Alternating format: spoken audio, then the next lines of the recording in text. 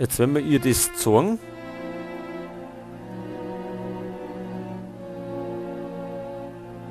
Völlig sinnlos. Sinnlos. Da tut sich nichts. Dürfen wir rein? Entschuldigen Sie, mein Herr. Tut mir leid, aber Sie dürfen dort nicht reingehen. Hallo, Entschuldigung.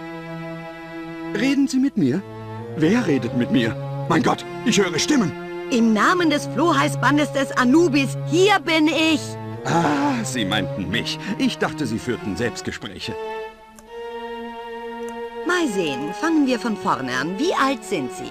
Bei unseren ganzen Reisen durch die Dimensionen, die mir ewig vorgekommen sind, bin ich überhaupt nicht mehr sicher. Um die 40, würde ich sagen. Oh, Sie halten sich aber besser als die Mumien aus der Pyramide des Tutanchamun. Dennoch behandle ich Sie wie ein 12-jähriges Kind, da sogar die mich anscheinend besser verstehen können als Sie. Hören Sie zu. Können Sie die Tür sehen, durch die Sie gehen wollten? Ja, ich habe mich einige Sekunden lang dort aufgehalten. Na gut. Dort drinnen ist Professor Logan und er ist sehr, sehr beschäftigt. Mit anderen Worten, Warten Sie, ich weiß es, das kann ich. Man darf ihn nicht stören. Was ist? Habe ich richtig geraten? sehr gut. Ich gebe Ihnen Ihr Zuckerstückchen später. Aber fahren wir fort. Wenn man ihn nicht stören darf, bedeutet es, dass... Dass ich nicht hinein darf? Genau. Deswegen bitte ich Sie mit aller Höflichkeit der Welt und der Zurückhaltung, die für die Beschäftigten dieses Museums charakteristisch ist, versuchen Sie nicht nochmal durch diese Tür zu gehen. Schon gut, beruhigen Sie sich. Ich darf wirklich nicht hinein, oder? Im Namen Allahs.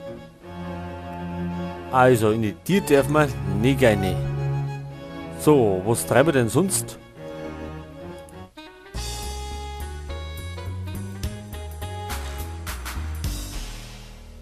Er hat also die Flaschen gekriegt. So, dann können wir... Tja, was können wir noch machen?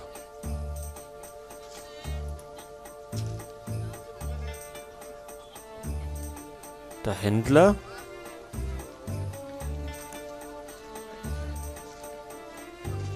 Omas haben wir das Gold gekriegt.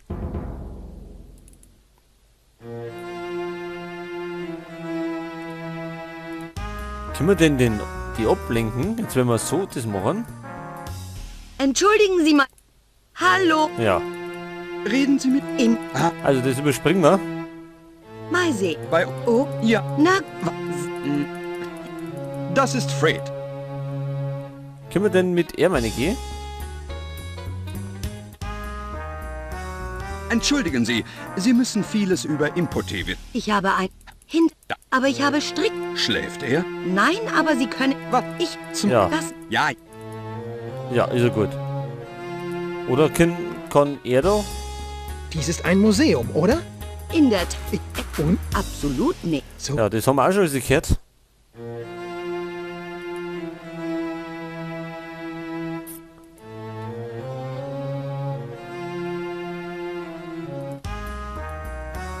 Oder können wir das Bier da draußen jemanden sagen vielleicht? Vielleicht ihm da? das klappt nicht. Ihm da? Ich bin Analphabet. Bei mir sind Sie verkehrt. Die Bibliothek ist nur 2 Blocks von hier entfernt, Effendi.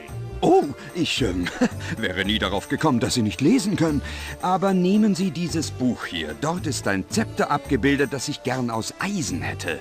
Geht das? Das hängt davon ab. Haben Sie Geld? Ach so, ein Zepter schmieden? Aber klar, ich habe so viel Geld, dass ich damit Zigarren anzünden würde, wenn ich nicht alles in Münzen hätte. In dem Fall kein Problem. Geben Sie mir das Buch. Hier ist es. In Ordnung. Ich mache eine Kopie des Zepters, das Sie haben möchten. Machen Sie einen Spaziergang. Wenn Sie zurückkommen, wird es fertig sein. Und ich werde es mitnehmen können. Wenn Sie mich bezahlen, klar doch.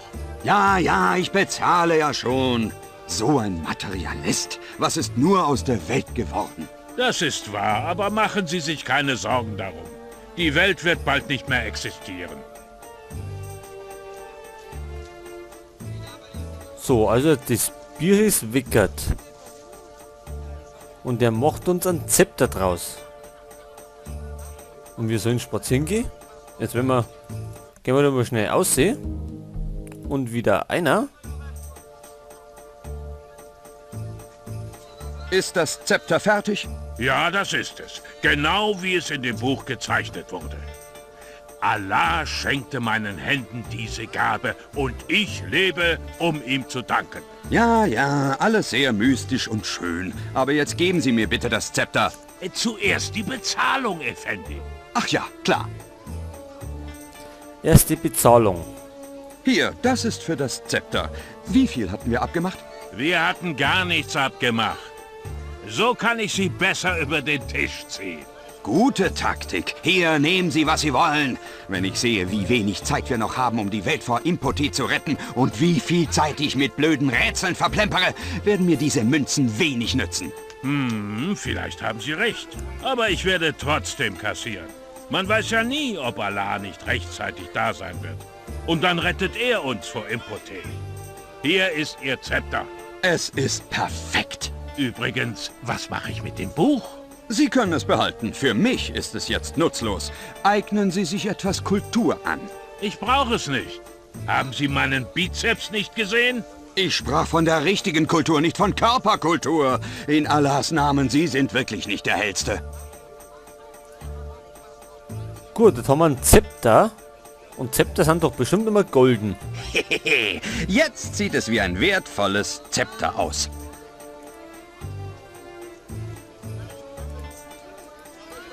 So, und mit dem können wir doch jetzt hoffentlich einmal zum Archäologen.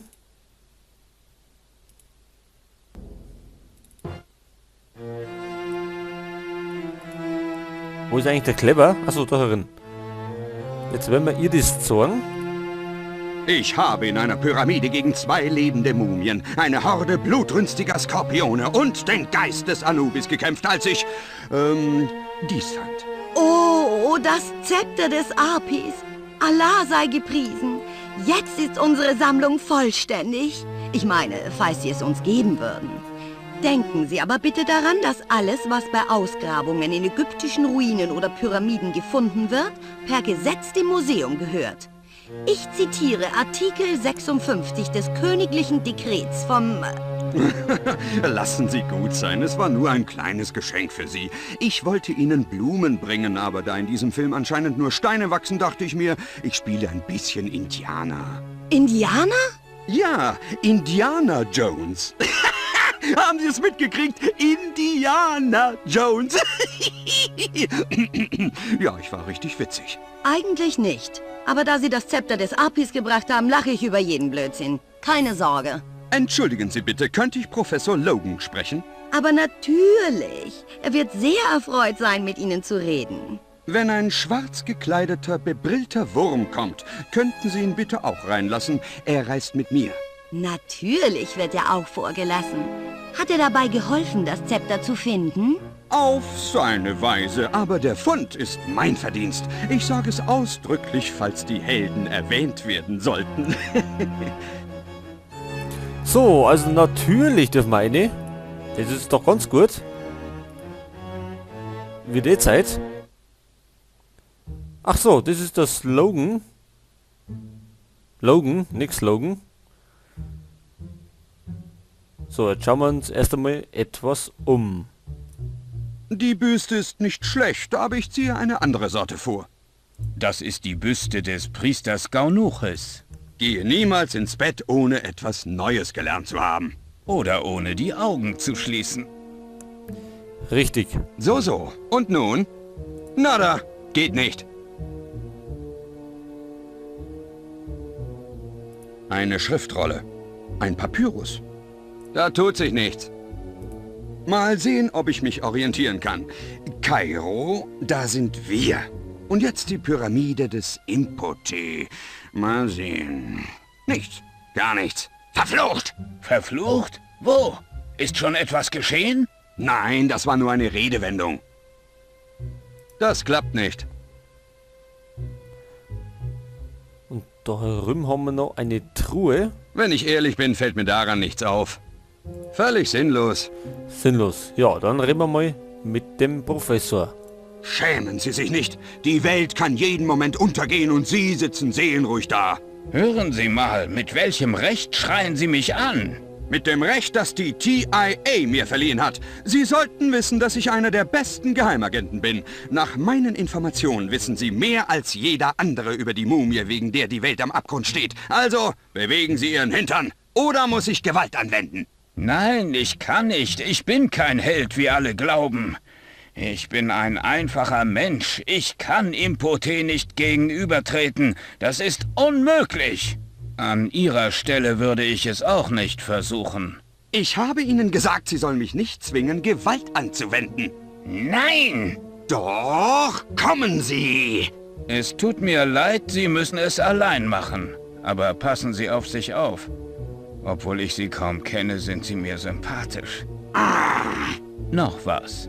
Wenn man nach mir fragt, sagen Sie, ich bin zur Pyramide des Imhotep unterwegs, um die Sache ein für alle Mal zu erledigen. Man darf ja feige sein, aber ich habe einen Ruf zu verlieren, wissen Sie? All dieser Aufwand für nichts. Rien, nichevo, Sie helfen mir nicht. Bestehen Sie wirklich darauf, die Pyramide des Imhotep zu suchen? Selbstverständlich. Sehen Sie, ich habe auch keine Lust dazu, aber die Zukunft der Welt liegt in meinen Händen. Wenn das so ist, nehmen Sie das hier. Es wird Ihnen eine große Hilfe sein. Und? Was ist das? Eine Karte der Gänge in der Pyramide des Priesters Imhotep. Wenn Sie tatsächlich hineingelangen, wird sie Ihnen helfen, sich nicht zu verlaufen. Der Überlieferung zufolge sind viele hineingelangt, aber keiner zurückgekehrt. Hören Sie auf, Sie machen mir Angst. Genau. Warum glauben Sie, dass ich nicht gehen möchte? Aber was will denn dieser Imhotep eigentlich? Seine Rache vollenden, indem er den Gott Apis ruft, den Skarabäusgott. Das alles begann während der 2. Dynastie, als Psoriasis IV. Pharao war. Oh, wie unangenehm. Wie bitte? Psoriasis. Aber fahren Sie fort. Also, Imhotep war der hohe Priester unter Pharao Psoriasis IV. Aber insgeheim wollte er die Macht an sich reißen und den Pharao stürzen. Hohe Priester sollten doch eigentlich friedliche Menschen sein. So viel Zorn. Allerdings war er leider kein besonders heller Priester, und so wurde er bei dem Versuch von den Wachen des Pharao gefangen genommen. Aha. Sie unterbrechen schon wieder. Aber nein, das zählt nicht. Ich habe einfach aha gesagt, damit Sie wissen, dass ich der Geschichte folge. Das nächste Mal nicken Sie nur mit dem Kopf, bitte. Mhm. Oh, Entschuldigung. Wollte sagen, nein, ich würde nur nicken. Abgemacht, bin schon still. Rekapitulieren wir, falls jemand etwas nicht mitgekriegt hat. Der hohe Priester möchte den Pharao umbringen und die Macht erlangen. Die Wächter erwischen ihn. Er soll öffentlich gefoltert, gevierteilt und mumifiziert werden. Damit will man Pflegekosten sparen. Klar, oder? Wie Kloßbrühe. Aber das war noch nicht alles. Bevor das Urteil vollstreckt wurde, halfen die Diener des Imhotep, ihm zu entkommen. So flohen sie aus Ägypten durch das Rote Meer. Der hohe Priester schwor Rache, aber der Pharao hörte nichts davon, weil sie viel zu weit voneinander entfernt waren. Zusammengefasst, Imhotep hat einen Pakt mit Apis, dem Skarabäusgott, geschlossen. Kommt mir irgendwie bekannt vor, die Story. Verzeihung, erzählen Sie weiter. Dann schloss Imhotep einen Pakt mit Apis. Laut diesem Pakt versprachen er und seine Schar, dem Gott zu huldigen und seine neuerliche Ankunft vorzubereiten. Als Gegenleistung sollten sie ihre Rache haben.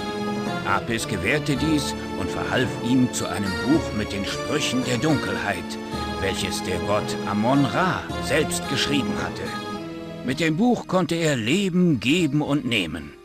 Mit ihm sollte Imhotep den Gott Apis in unsere Welt zurückbringen und so seine Rache vollenden. Was für eine Geschichte. Fahren Sie fort. Aber welche Überraschung. Einer der Diener des Imhotep war Atheist und hatte keine Lust auf Kulte und Opferungen. Außerdem war er in die Tochter des Pharao verliebt, Kleopatra Ptolemäa, die in Wahrheit eine Adoptivtochter war. Der Diener konnte es nicht zulassen, dass der Vater seiner Geliebten getötet wurde und dass Imhotep die Macht ergriff. Deshalb stahl er das heilige Buch, bevor Imhotep es benutzen konnte, und gab es Kleopatra. Er verriet ihr die Pläne des Impotet und gestand ihr seine Liebe. Kleopatra bedankte sich herzlich und gab ihm einen Korb. Der junge Mann, verzweifelt wegen der Zurückweisung durch seine Angebetete, vergiftete sich. Kleopatra, die sich wegen des Todes des jungen Elisarowek schuldig fühlte, brachte sich daraufhin ebenfalls um, indem sie sich von ihrer Lieblingsschlange beißen ließ. Auf diese Weise waren sie schließlich quitt. Psoriasis IV. Blieb sehr traurig zurück und befahl eine jahrelange Beerdigung mit anschließender Trauer. Kleopatra wurde mit dem Buch der Toten, das sie sich nicht aus der kalten Hand nehmen ließ, an einem unbekannten Ort begraben. Man erzählt sich, der Pharao habe damals gesagt, endlich interessiert sich das Mädchen mal für ein Buch. Und was ist mit Impotet passiert? Als er die Abmachung mit dem Gott nicht einhalten konnte, verließ ihn Apis und Impotet wurde wieder zur Wandermumie. Er bleibt in seiner Pyramide eingeschlossen, bis jemand ihn erneut freilässt und Impotet endlich Apis herbeirufen kann. Dann wird er seine Rache vollziehen und den Pakt für immer besiegeln. Ja, da haben wir jetzt einiges erfahren. So, jetzt haben wir nochmal einen Clever dazu. Aber wenn jetzt erstmal eine kleine Pause legen, um dass ich die ganzen Aufnahmen wieder rendern kann.